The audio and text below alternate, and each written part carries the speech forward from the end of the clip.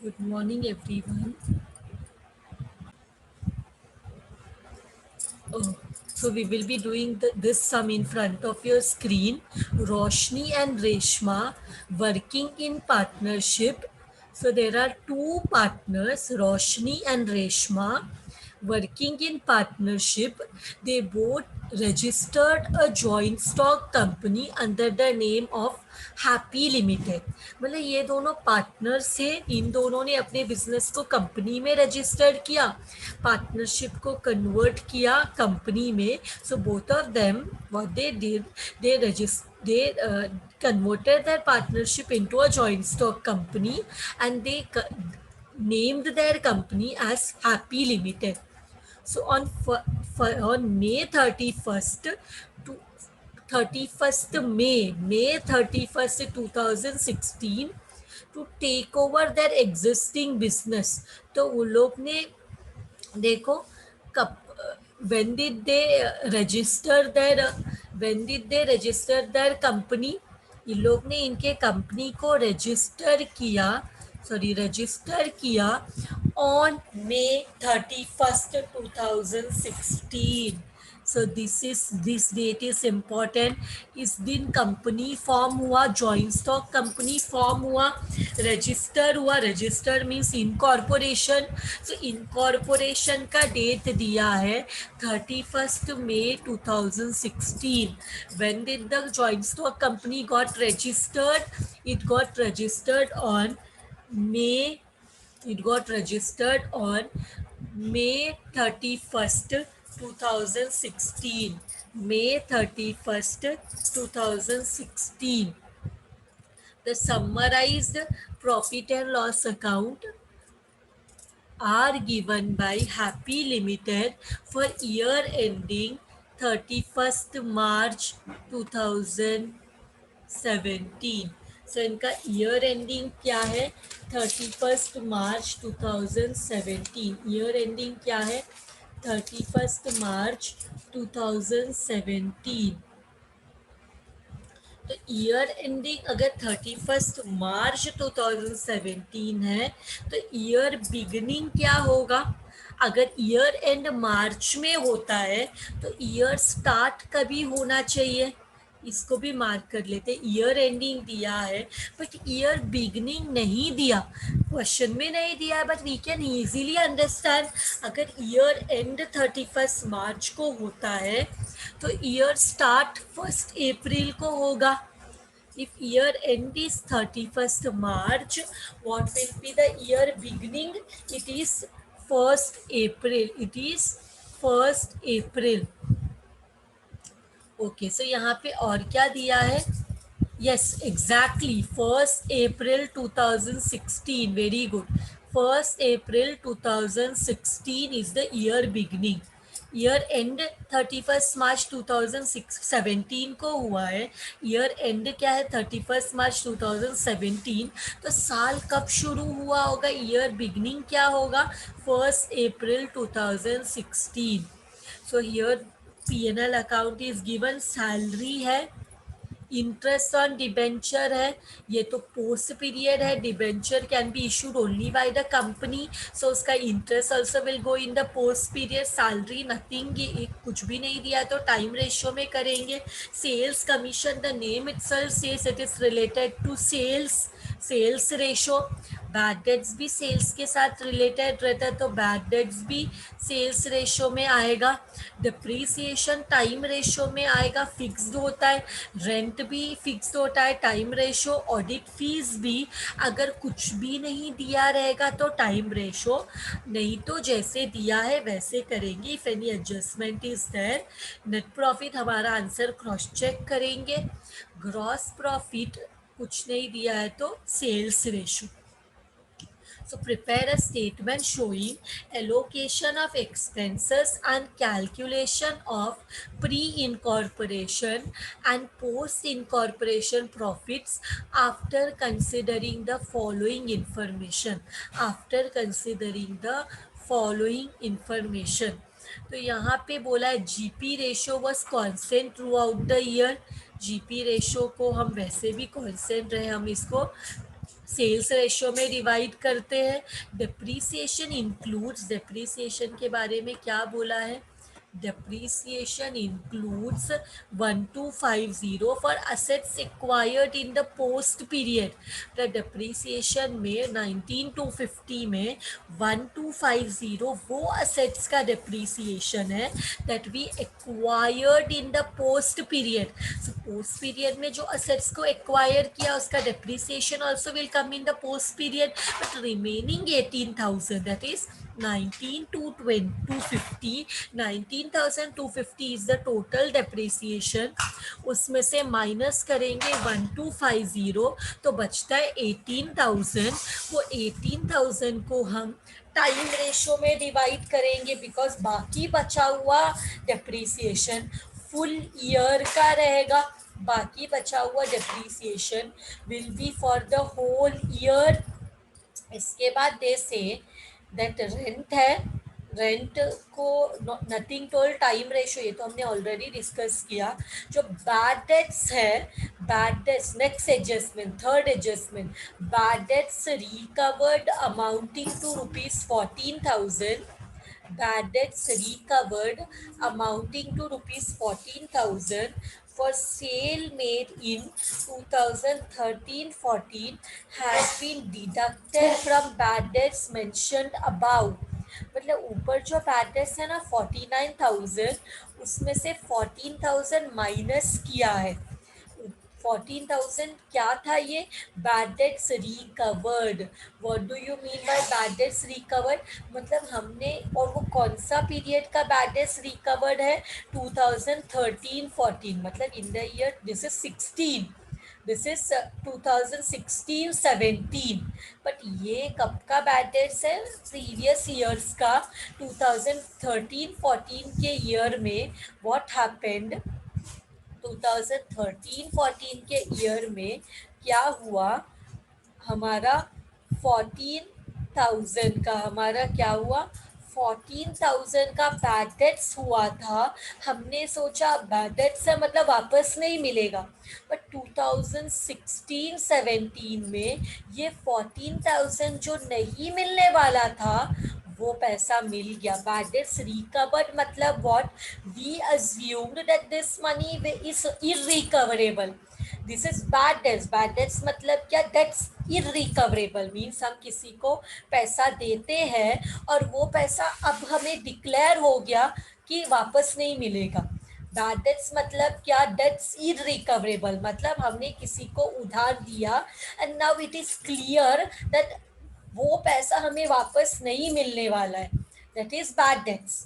But in very rare situation, in a very rare situation it happens that हमने सोचा था ये पैसा नहीं मिलेगा पर वो हमें मिल जाता है, that is known as bad debts recovered। so ये bad debts recovered कौन से पीरियड का bad debts है? 2013-14, 2013 इन द ईयर 2013-14 में हमने डिक्लेयर किया था ये 14,000 नहीं मिलने वाला है, जो कि 2016-17 के ईयर में हमें मिल गया। तो ये दिस इज अ इनकम। और ये हमने क्या किया? जो इस साल का बैड डेट्स है फॉर उसमें से हमने डिडक्ट कर दिया 14,000। तो अभी तो हमें एक्चुअल बैड डेट जानना है, तो 49,000 में 14,000 ऐड करना पड़ेगा, तब हमें पता चलेगा इस साल का एक्चुअल बैड डेट्स क्या है। इस साल का एक्चुअल बैड डेट समझने के लिए हमें 49,000 में 14,000 ऐड करेंगे तो हमें मिल जाएगा इस ईयर का bad debts। then we will get the bad debts of the current year, that will be 63,000, that will be 63,000। और जो बैड डेट्स रिकवर्ड है क्योंकि ये प्रीवियस ईयर्स का है, इसको हम प्री पीरियड में लिखेंगे। बैड डेट्स रिकवर्ड को हम अलग से दिखाएंगे। नहीं, 49,000 plus 14,000, oh I'm sorry, it is how much? 53,000। it is not 63, it is 53,000। thank you। 53,000 है, 49,000 plus 14,000, no it is 63। Correct है, 63,000 है। 49 प्लस 4 होगा 53, प्लस 10 होगा 63,000। सो 63,000 is correct. 49,000 plus 4 is 53,000 plus 10 is 63,000, तो 63,000 होगा। उसके बाद वो हम क्या करेंगे, जो बैड डेट्स रिकवर हुआ है 14,000 वो अलग से दिखाएंगे इनकम में, bad debts recovered but pre period में, बिकॉज ये इस करंट ईयर का नहीं है, ये प्रीवियस ईयर का है। तभी तो फॉर्म था 2013-14 में, तो फॉर्म था ना, रोशनी एंड रेशमा का फॉर्म था। एंड ये 16-17 में it is a company happy limited, तो ये तो प्री पीरियड का हो जाएगा इनकम, तो हम इसको प्री पीरियड में लिखेंगे। फिर वी हैव टोटल सेल्स वह रुपीज 18 लैक्स, टोटल सेल्स है 18 लैक्स, जिसमें से सितंबर से अप्रैल से सितंबर का सेल्स है 6 लाख, तो बाकी का 12 lakh will be the other period अक्टूबर से मार्च। अप्रैल से सितंबर का, अप्रैल से सितंबर का सेल्स है 6 lakh and remaining 12 lakh will be the sales from October to March, because total sales is 18 lakhs, total sales is 18 lakhs। And हमें ये भी बोला है कि profit it is constant, constant for the year. तो हमारा टोटल सेल्स है 18 lakhs, जिसमें से 6 lakh is the sale from April to September, and remaining will be from October to March। तो 18 लाख माइनस 6 लाख किया तो 12 लाख मिलेगा फ्रॉम अक्टूबर टू मार्च। अभी हम क्या कर, इसके अलावा सी year Happy Limited had to occupy additional space from 1st October 2016, from 1st October 2016, from 1st October 2016, for which rent was rupees 2,400 per month.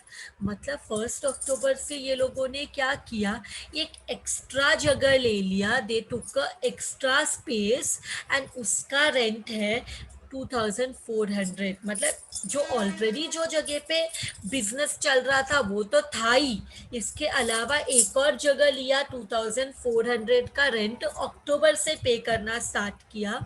And audit fees, last adjustment, audit fees are for audit under the companies act. तो ये जो audit fees है ना 12,000, ये audit fees किस audit का है, this is audit under the companies act. और कंपनी में कभी बिजनेस कन्वर्ट हुआ है 31 मई से, तो ये जो ऑडिट है, नॉर्मली हम ऑडिट फीस को टाइम रेशो में डिवाइड करते हैं, बट ये क्वेश्चन में बोला गया है कि ये जो ऑडिट फीस है ये कौन से ऑडिट का फीस है, ये audit was done under the companies act. तो ये कंपनी के पीरियड में आना चाहिए, पूरा 12,000 कंपनी में आना चाहिए, और कंपनी मतलब पोस्ट पीरियड में आना चाहिए। ये जो ऑडिट फीस है ये कंपनी का एक्सपेंस है। ऑडिट फीस क्या है, ये कंपनी का एक्सपेंस है। तो यहाँ क्वेश्चन में बोला गया है कि ऑडिट फीस क्यों चार्ज हुआ है बिजनेस को, because it was under this audit was done according to the companies act. तो इसको हम फॉर्म में नहीं लिख सकते, इसको हम कंपनी में लिखेंगे। तो ये audit fees will come in the post period, ये audit fees will come in the post period, because in the adjustment it is told that it is according to the companies act. Now what we will do, now we will prepare the profit and loss account। तो ये company का नाम क्या है, happy limited. आप prepare करेंगे, what is the name, happy limited. And now profit and loss account, profit and loss account for year ended 31st March 2017. 2017. So this time let me do in this form: particular basis pre-post, particular basis pre-post, horizontal format में। कुछ format तो बोला नहीं है क्या है करके, nothing told.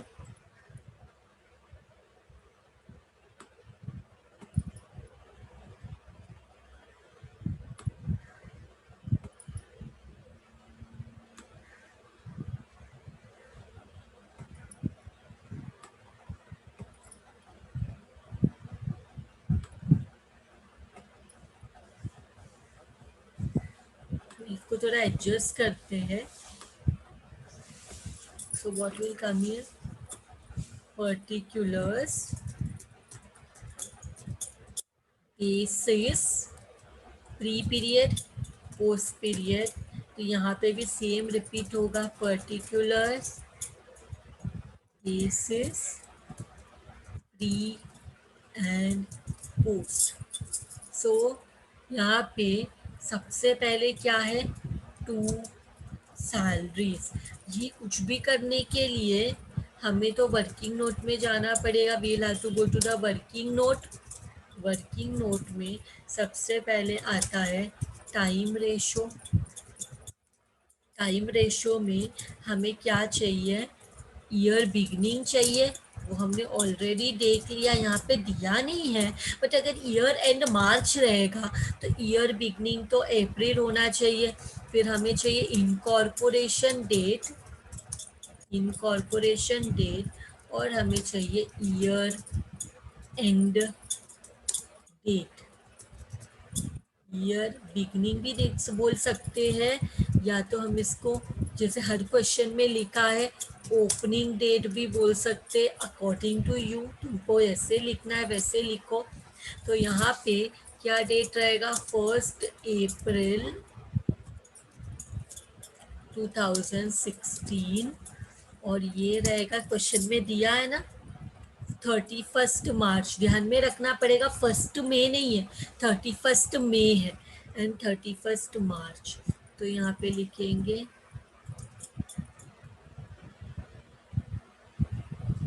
31 मई 2016, और यहाँ पे है 31 मार्च 2017। सो अप्रैल से मई कितना महीना होता है, अप्रैल का 1, और मई ये 1 मई नहीं है, ये 31 मई है। 31 मई के बाद इनकॉर्पोरेशन हुआ है, तो it will B how many month. देखो अप्रैल के बाद कंपनी में कभी कन्वर्ट किया 31 मई को। 31 मई मतलब last day of May month. तो मई मंथ में भी पूरा मई मंथ भी फॉर्म था। समझ में आ रहा है, 1 अप्रैल अप्रैल का महीना और मई के महीने में एंडिंग तक कंपनी रजिस्टर नहीं हुआ। मई के महीने में एंडिंग तक कंपनी रजिस्टर नहीं हुआ, तो प्री में 2 महीना आ जाएगा। और पोस्ट में मई के बाद जून जुलाई अगस्त सितंबर अक्टूबर नवंबर दिसंबर जैन फेब मार्च, 10 मंथ्स हो गया। तो इसको और छोटा कर सकते हैं, तो ये हो जाएगा 1:5। तुमको करना है तो ही करो, नहीं करना है तो कोई मतलब नहीं है, it is up to you. Next what we want is sales ratio. Sales ratio में क्या दिया है, सेल्स रेशो में प्री पीरियड चाहिए हमें। हम लोग एक एक महीना भी लिख के कर सकते हैं, लेकिन यहाँ पे मैं ऐसे कर रही हूँ प्री और पोस्ट। क्वेश्चन में क्या दिया है, क्वेश्चन में दिया है, let us go to the question and only see what is given. Question में दिया है the total sales is 18 lakh, और इसमें से क्या है कि 6 लाख जो है वो अप्रैल से सितंबर का सेल है। अप्रैल टू सितंबर, अप्रैल टू सितंबर का सेल्स कितना है, सेल्स ऑफ, इधर स्टार्टिंग में लिखती हूँ, sales of April to September is equal to 6 lakh. तो ज़रा देखो अप्रैल से सितंबर में कितना महीना है, अप्रैल से सितंबर में कितना मंथ्स है, अप्रैल टू सितंबर में कितना मंथ्स है, अप्रैल से सितंबर में how many months are there, 6 months, अप्रैल मई जून जुलाई अगस्त सितंबर, 6 months। तो 1 month पर मंथ का सेल कितना रहेगा, बिकॉज ग्रॉस प्रॉफिट भी कांस्टेंट है, इक्वल है बोल रहे हैं ना, फिक्स्ड है, क्वेश्चन में दिया ना ग्रॉस प्रॉफिट रेशो, तो यहाँ पे सेल्स रेशो भी सेम ही रहेगा हर महीना। अगर प्रॉफिट का रेशो सेम है मतलब सेल्स का रेशो भी सेम रहेगा, तो पर मंथ सेल कितना रहेगा, ऐसा नहीं कि फ्लक्चुएटिंग प्रॉफिट कब रहेगा, जब सेल्स फ्लक्चुएटिंग हो, एक महीने में अलग सेल दूसरे महीने में अलग, लेकिन ऐसा नहीं है यहाँ पे, इसलिए दिया हुआ है अप्रैल टू सितंबर का सेल 6 लाख। तो जब हम लोग 6 लाख को डिवाइड बाई 6 करेंगे 6 मंथ के हिसाब से, तो it will be ₹1 lakh, correct, ₹1 lakh. Same way total sales दिया है, टोटल सेल्स है equal to 18 lakhs, total sales है इक्वल टू 18 लाख, और इसमें से अगर हम अप्रैल से, इसमें अगर ये 18 लाख में, सॉरी 18 लाख में हम 6 लाख माइनस करेंगे, 6 लाख माइनस करेंगे तो हमारे पास कितना बचेगा, 12 लाख। ये 12 लाख क्या रहेगा, ये है सेल्स फ्रॉम, सितंबर तक दिया है ना, अक्टूबर टू मार्च 17, अक्टूबर टू मार्च, इसे नहीं लिखती हूँ, अक्टूबर टू मार्च, ये 12 लाख क्या है, सेल्स फ्रॉम अक्टूबर टू मार्च। तो यहाँ पे भी पर मंथ सेल्स निकालो, ये ज़रूरी नहीं है वैसे, तो यहाँ पे ठीक है रहने दो, लेट इट बी। अगर पर मंथ निकालना है तो इधर भी निकाल सकते हैं, अक्टूबर टू मार्च भी 6 महीना होता है, तो 12 लाख में अगर डिवाइड बाई 6 करेंगे तो अक्टूबर से मार्च में हर महीने 2 lakhs का सेल हुआ है, every month the sale was of 2 lakhs, but that is not that important to us. अब मुझे बताओ हमारा प्री पीरियड कभी कभी है, हमारा प्री पीरियड कभी है, अप्रैल और मई, तो अप्रैल से सितंबर तक सेल अगर हर महीने का 1 लाख है, तो प्री पीरियड का सेल कितना रहेगा, प्री पीरियड का सेल रहेगा, how many month in pre period, 2 month, so 1 lakh into 2, pre period का सेल कितना मिलेगा, 1 लाख इंटू 2 बराबर। और पोस्ट पीरियड में हमारे पास कितना, पोस्ट पीरियड में क्या है, पोस्ट पीरियड में 6 लाख टोटल सेल था, 6 लाख, उसमें से माइनस कर दिया 2 लाख, प्लस अक्टूबर टू मार्च का सेल है 12 लैक्स, अक्टूबर टू मार्च का सेल है 12 लाख, तो कितना सेल हुआ, प्री पीरियड का सेल हो गया 2 लैक्स, और पोस्ट पीरियड का सेल कितना हो गया, 4 lakhs plus 12 lakhs, yes, which is equal to how much, 16 lakhs, बराबर। तो ये तुम लोग को दिखाने के लिए था, 4 लाख एंड ऊपर में हम लोग कैलकुलेट करके लिख सकते हैं ना, 6 लाख में से 2 लाख गया तो 4 lakh, 4 lakh plus 12 lakh is equal to 16 lakh. अभी कितना जीरो कॉमन है, इधर 2 बचा, इधर 2 बचा, इधर 16 बचा, 20 बचा, 2 बराबर ना, 5 जीरो निकाला तो 2:16 बचेगा ना, करेक्ट है ना मेरा, 5 जीरो इधर गया, दोनों जगह में 5 5 जीरोस कम हुआ, तो 2 बचा और 16 बचा, तो 2 1s are and 2 8s are। मुझे तो 1:8 मिल रहा है sales ratio, 1:8, sales ratio is 1:8, मिल गया सेल्स रेशो भी।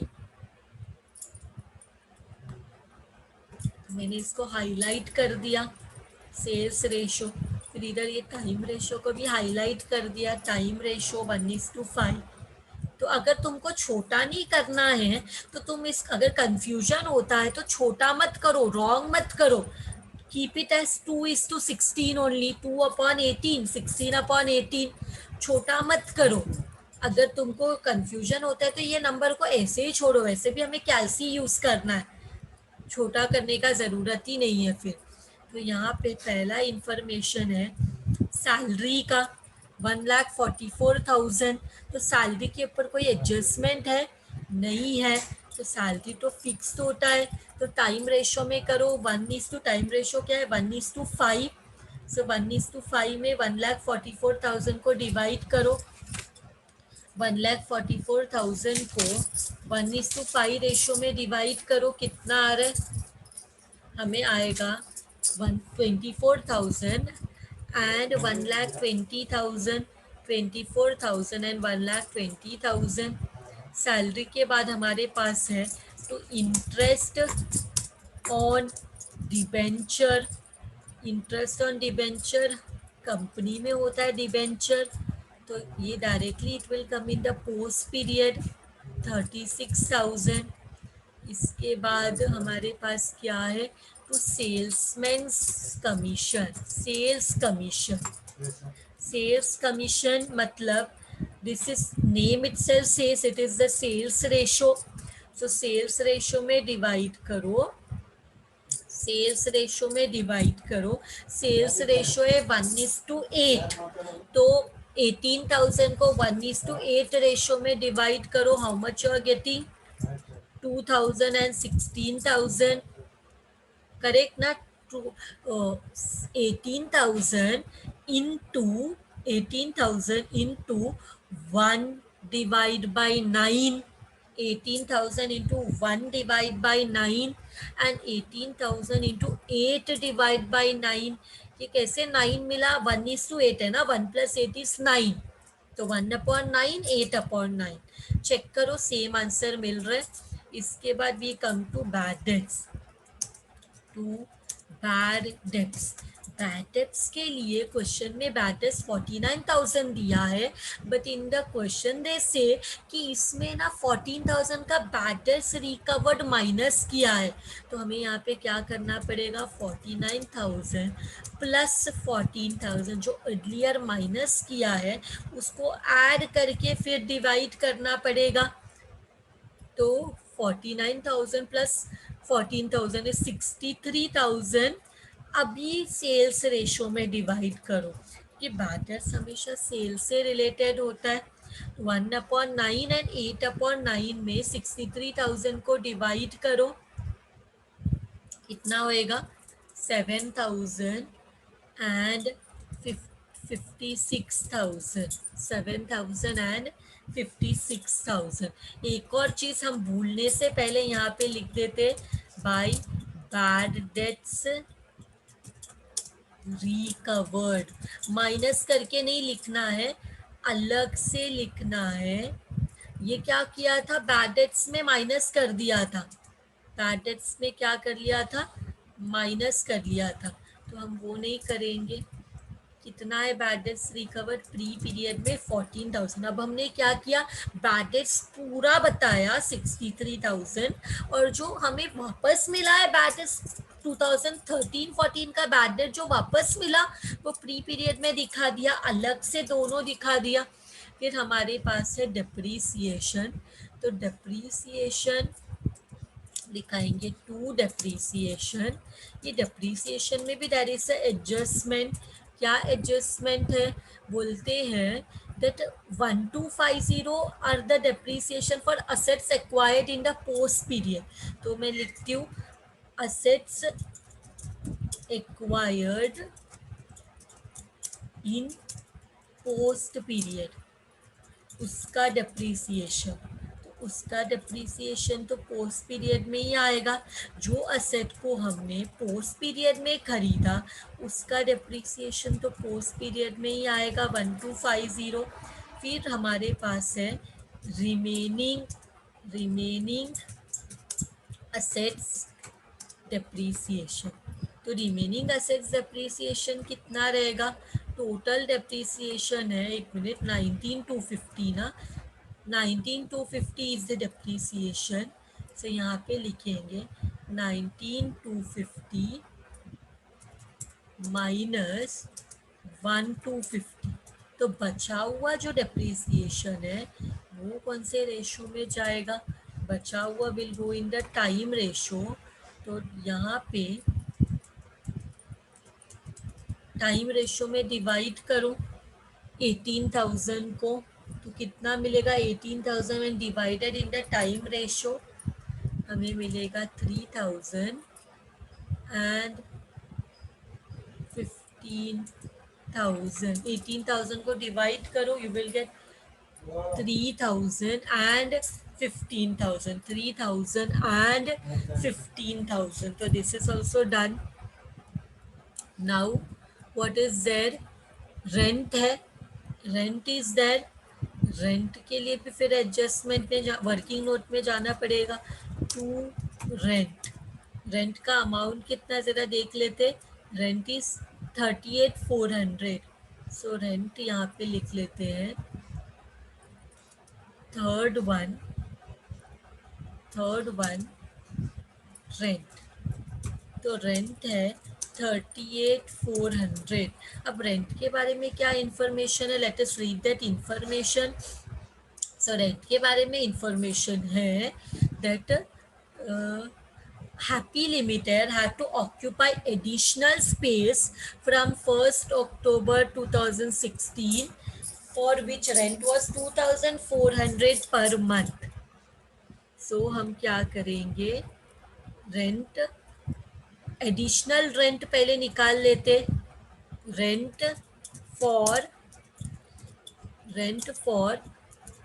इसको फॉर बराबर से लिखते। Rent for additional space, rent for additional space is 2,400 per month.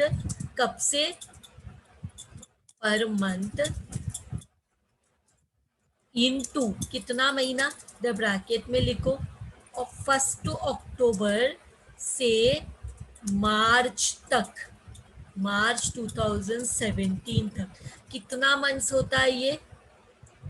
हम लोग क्या करेंगे? हमें क्वेश्चन में बोला गया है दैट हम लोग ने एडिशनल स्पेस लिया अक्टूबर से, 1 अक्टूबर से हमने एडिशनल जगह लिया जिसमें हम 2,400 का रेंट पर मंथ दे रहे, 2,400 का रेंट पर मंथ दे रहे। तो 6 मंथ, तो करो टोटल एडिशनल रेंट कितना होता है? एडिशनल स्पेस का rent 2,400 into 6, 2,400 into 6, 2,400 into 6, it is 14,400। फिर बचा हुआ रिमेनिंग रेंट कितना होगा? रिमेनिंग रेंट तो वो जगह के लिए जो हम बिगनिंग ऑफ द ईयर, मतलब एक जगह है जो जिसमें हम बिजनेस कर रहे हैं, उसके अलावा हमने अक्टूबर से एक और जगह लिया, तो जो पहले का जगह है वो तो यूज करेंगे ही ना, उसके अलावा एक और जगह लिया। तो 38,400 में से माइनस करेंगे 14,400, तो कितना बचेगा हमारे पास? एडिशनल स्पेस निकाल के हमारे पास कितना बचेगा?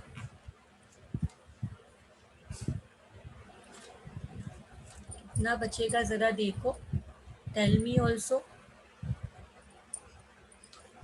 24,000।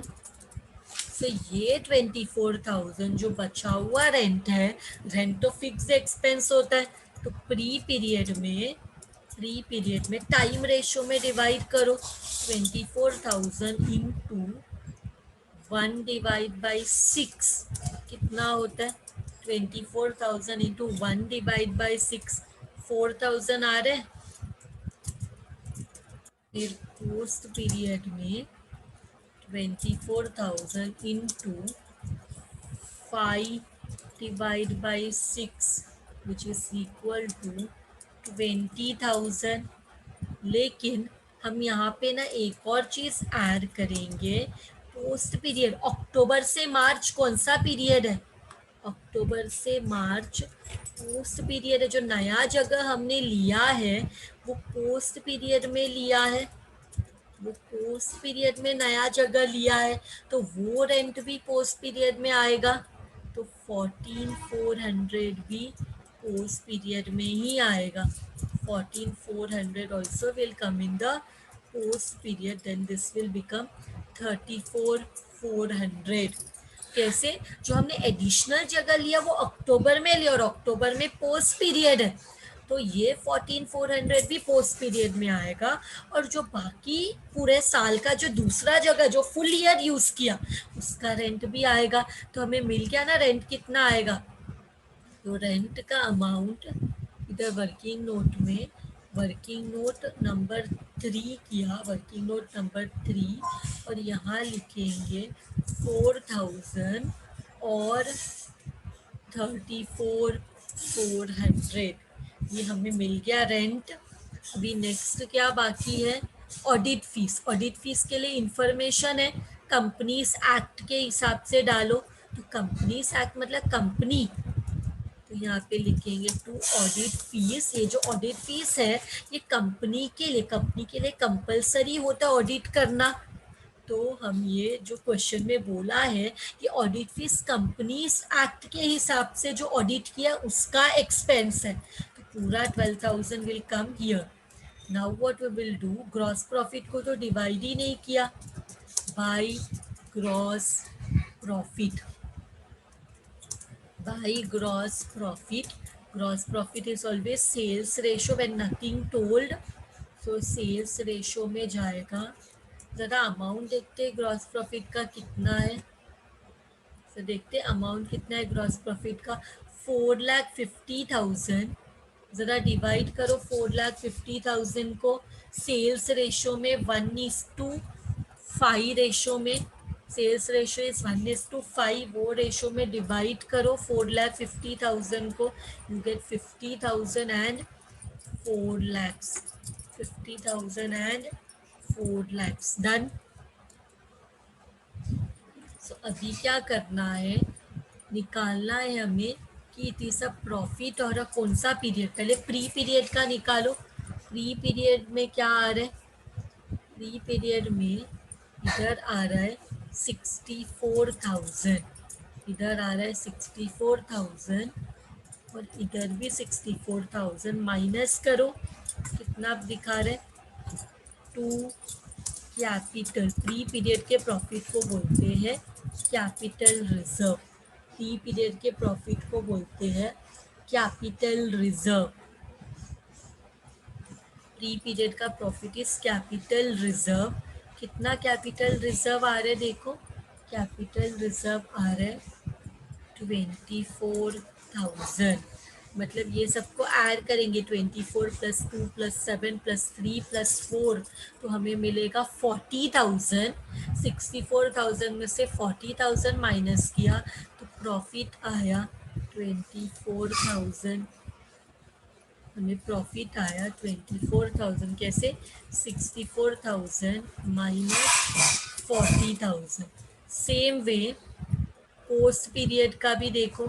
पोस्ट पीरियड का क्रेडिट साइड है 4 lakhs, क्रेडिट साइड है 4 lakhs, इधर भी लिखेंगे 4 lakhs और माइनस करो कितना आ रहा है, माइनस करने पे आंसर आ रहा है 1,09,350। तो ये प्रॉफिट को बोलेंगे टू नेट प्रॉफिट।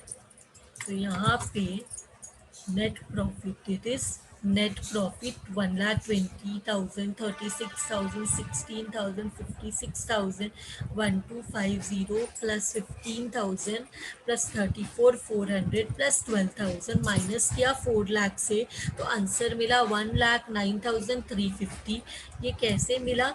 इसके लिए हमने 4 लाख में से माइनस किया 2,90,650, तब हमें आंसर आया 1,09,350। That is the net profit. दोनों जगह क्रेडिट ही ज़्यादा है तो दोनों जगह प्रॉफिट आया। अब हम हमारे आंसर के साथ क्रॉस चेक कर सकते हैं। 1,09,350 plus 24,000 is equal to 1,33,350. 1,09,350 plus 24,000. 1,09,350 plus 24,000 is equal to 1,33,350। तो इसके साथ हमारा आंसर करेक्ट आ रहा है। क्वेश्चन के आंसर के साथ भी टैली हो रहा है। That means our answer is correct and with this sum is also over. Thank you everyone.